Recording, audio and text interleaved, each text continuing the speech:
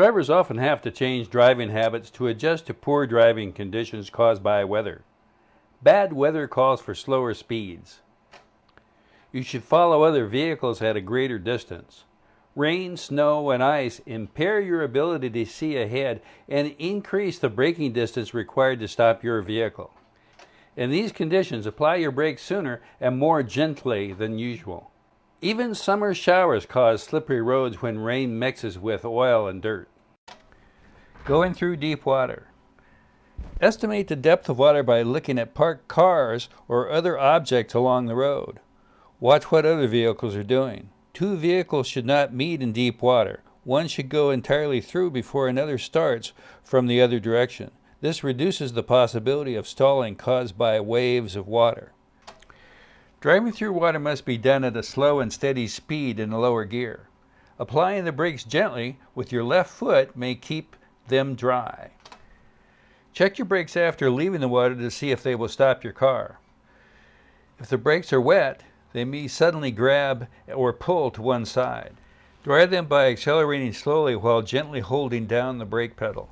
Vehicle tires sometimes hydroplane, skimming or floating over the wet road surface, leaving the vehicle without any road contact.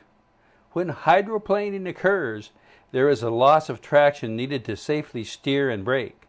Stopping distances may triple, and steering control can be reduced or lost. Speed and low tire inflation are the two biggest causes of hydroplaning. How soon hydroplaning begins depends on speed, tire inflation, water depth, even 0.2 of an inch, road surface, and tire tread. If you drive through water deep enough to soak the brake drums and linings, gently apply the brakes. If they get wet, they may not respond. Dry the brakes by driving slowly and gently applying the brakes until they begin to work. It is better to find this out before you need the brakes on a curve or intersection or for a pedestrian. How to stop skidding. 1. Avoid braking suddenly. Sometimes a road that is normally safe becomes dangerous when slippery. Ice and packed snow on the road can cause the car to skid, especially if you are driving fast or going downhill. If you do go into a skid, ease off the gas pedal, stop braking, and turn the steering wheel in the direction of the skid. If you cannot control your car on a slippery surface, try to find something to stop you. Try to get a wheel on dry pavement or on the shoulder of the road. You may have to slowly edge into a snowbank or some bushes to stop. 2. Steer in the direction which the rear end is skidding. Keep your eyes on where you want to go, not on what you may hit. It may help to give your vehicle some gas if the rear end is hanging out. If you get into an acceleration skid usually involves the driving wheels and happens when the tires lose traction on the road surface. To maintain control of the vehicle, do not apply the brakes. Ease off the gas and straighten the front wheels as the vehicle begins to straighten out. This type of skid is usually caused by a person braking too hard at a high rate of speed and locking the wheels. The vehicle will skid no matter which way the steering wheel is turned. Take your foot off the brake and unlock the wheels. Then straighten the front wheels as the vehicle begins to straighten out. Slow the vehicle gradually until you are at a safe speed and continue your trip. 3. Avoid oversteering. Keep the clutch engaged and avoid lifting your foot from the acceleration suddenly. If the skid has caused the car to turn too much, you will need to keep the power on to control it. In this situation, you can steer the car with the gas pedal as much as with the steering wheel. Watch the way dirt track race car drivers use power to drive through turns to see how this is done. Starting when traction is poor. Shift to a low gear and keep the front wheel straight. Gently step on the gas pedal. Avoid spinning the wheels. Drive forward as far as possible. Shift to reverse and slowly back up as far as possible. Don't spin the wheels. Shift to a low gear again and drive forward. Repeat this forward-backward rocking motion until the car rolls free. Put boards or tree branches under the tires in deep mud or snow. Never do this when the tires are spinning. You may avoid getting stuck if you always carry chains in your vehicle. Drive as far as possible to the right side of the roadway before installing your chains. Put them on the tires before driving in snow or mud. Stuck gas pedal. Keep cool. You may be able to handle the problem fairly easily. In general, it is a good idea to leave the vehicle in drive and apply the brake with steady, moderate pressure.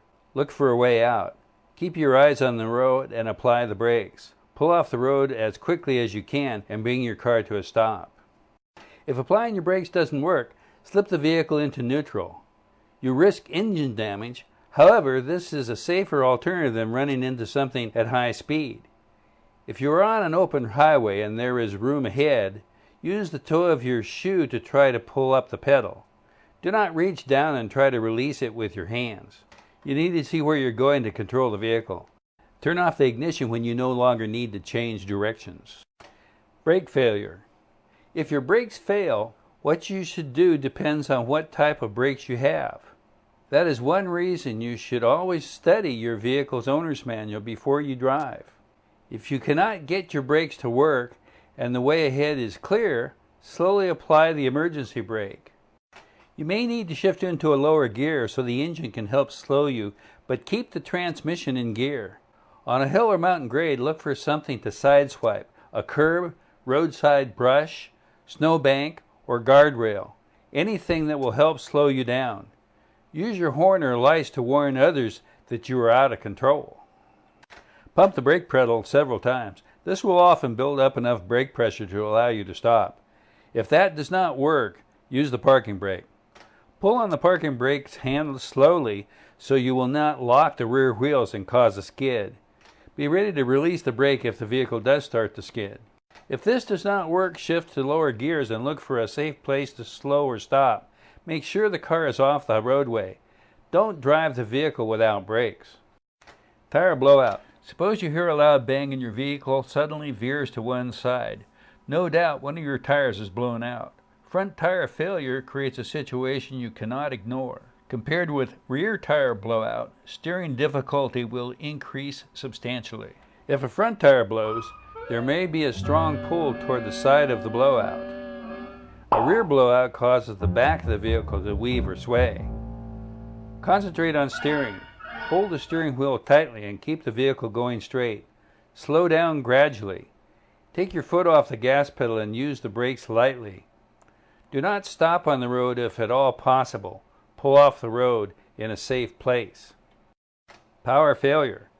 Keep a strong grip on the steering wheel. Be aware that the steering may be difficult to turn, but you can turn it. Pull off the roadway. The brakes will still work, but you may have to push very hard on the brake pedal. Headlight failure. Try the headlight switch a few times. If this does not work, put on the emergency flashers, turn signals, or fog lamps if you have them. Pull off the road as soon as possible. Try the dimmer switch, flick the headlight switch, turn signal, or emergency flashers. This may give you enough light to guide you off the road. Slow down immediately and ease off onto the shoulder as soon as possible. Once stopped, use your four-way flashers if they work, or warn other traffic by flares or reflector devices. Power steering fails. If your power steering fails because your engine has stopped, you should grip the steering wheel firmly, as steering will be hard. Steer the vehicle onto the shoulder of the road and stop the vehicle. You may have to push the brake hard if the vehicle has power brakes. Restart the engine.